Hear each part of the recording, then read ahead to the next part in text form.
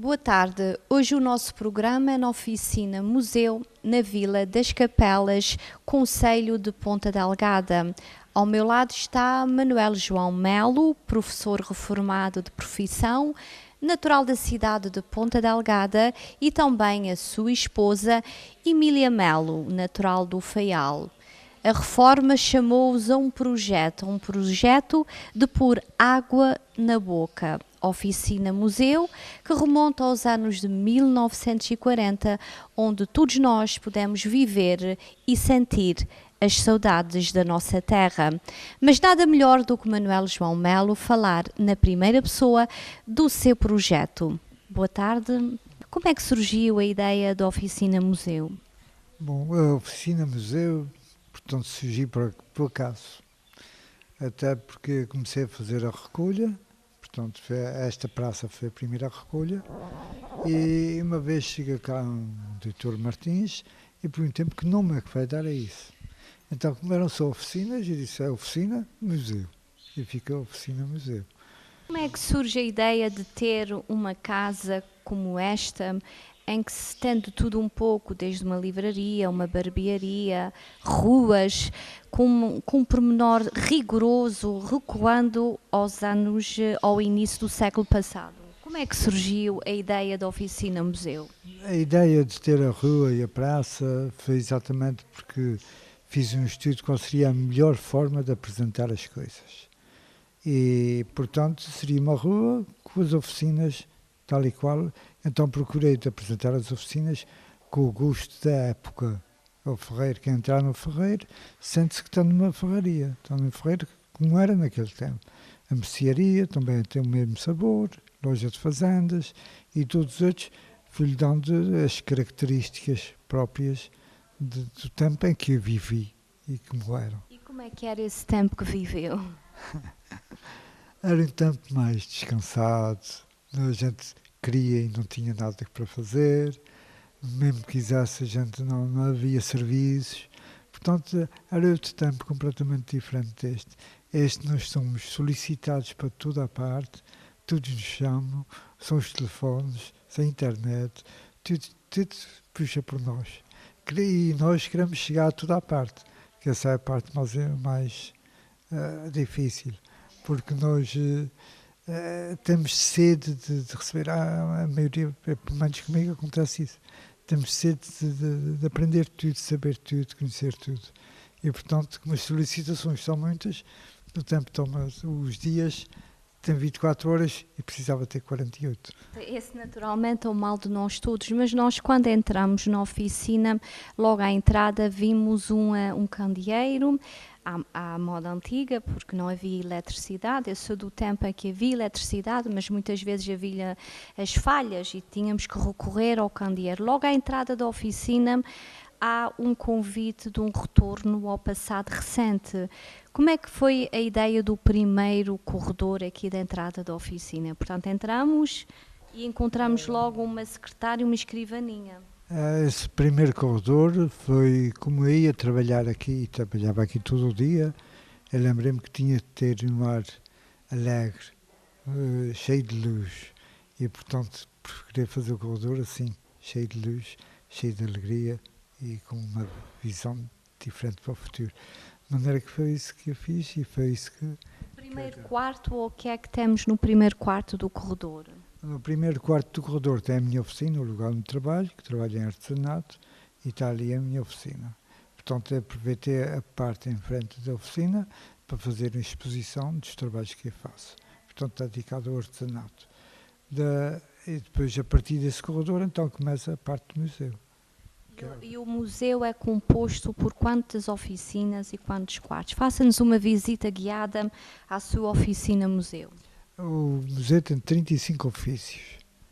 Começa por o primeiro que eu escolhi, foi o sapateiro. Porquê o sapateiro? O sapateiro porque havia muitos sapateiros, todos os sapateiros é que faziam os sapatos, eram os sapatos de atenado, todos, de maneira que havia muita gente que trabalhava nesse ofício. E, portanto, foi o primeiro ofício. Até muitas vezes acontecia, os meninos quando andavam na escola e ficavam, não passavam um ano, o pai pedia para ele ir trabalhar de aprendiz para o sapateiro. Ele passava, Era um castigo. era castigo, ele passava as férias a trabalhar no... E as meninas, recorda-se que castigo as meninas teriam? As meninas geralmente era nesse tempo, as meninas aprendiam a brodar e outros trabalhos assim de casa. Mas voltando às suas oficinas, lembra-se, começa pelo sapateiro e depois? Depois foi o barbeiro, depois passei a gráfica. Havia o hábito de ir ao barbeiro. Havia, geralmente os homens, o barbeiro era só para os homens. Os homens iam, faziam a barba e cortavam o cabelo. Portanto, havia vários barbeiros. Portanto, quase todas as ruas tinham um barbeiro. Depois temos a gráfica. Esse serviço era solicitado, a A gráfica? gráfica, havia também várias gráficas nesta cidade e havia muitos serviços. Portanto, as gráficas trabalhavam e havia muitos serviços. Atualmente, como as gráficas sofreram uma alteração muito grande e é tudo mais fácil, portanto, elas têm fechado. Tem muito menos gráficas. Portanto, também as ferramentas antigas, portanto, as maquinarias também se alteraram muito e hoje em dia entramos numa gráfica e não vemos máquinas, enquanto aqui consegui praticamente recolher só, porque não dá, isto é particular e não há dinheiro, não há subsídios, não há ajudas, de maneira que é muito difícil manter as coisas ou reparar.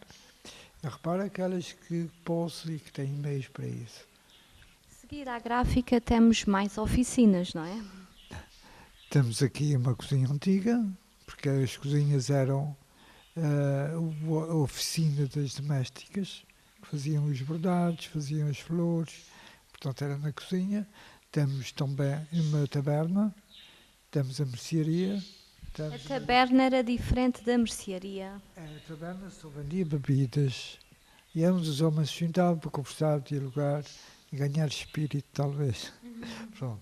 De maneira que eu só vendia bebidas, enquanto que a mercearia vendia todos os produtos, açúcar, queijo, manteiga. Consegue-se ver a medição dos produtos, porque eu recordo-me quando íamos à mercearia, comprávamos ao peso o açúcar. Naquele tempo era assim, até as bolachas Maria eram vendidas à unidade. O açúcar, eu comprava uma quartinha, comprava meio quilo. E o vinho também era comprado a avulso? O vinho também era comprado a avulso, não havia vinhos engarrafados, a não ser os que vinham do continente. E também nessa altura as pessoas iam comprar e levavam, alguns levavam os ovos, compravam um ovo de açúcar, um ovo de queijo, 2 ovos disto. Portanto, eu então, das mercearias, por exemplo, o meu avô era do Nordeste, e aí havia sempre uma caixa de cereal. Portanto, a pessoa no tempo do trigo levava trigo e trocava pelos produtos que queria. Levava, no tempo do milho, levava milho, no tempo do feijão, levava feijão. Portanto, trocavam os produtos pelos géneros que precisavam de mercearia. A conversa já vai longa aqui na Oficina Museu, na Vila das Capelas.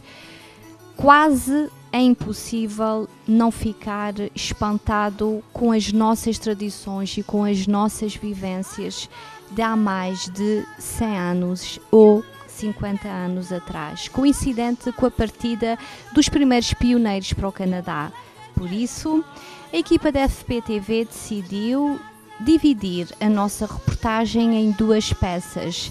Deixe ficar por aí para a parte 2 da nossa reportagem, onde prometemos levá-lo a um passado que ainda é muito recente, as nossas vidas, a vida dos Açores, retratada na Oficina Museu. Ai, venham grandes e miúdas, toda a palha faz palheira. Ai, venham grandes e miúdas, mas venham as grandes primas.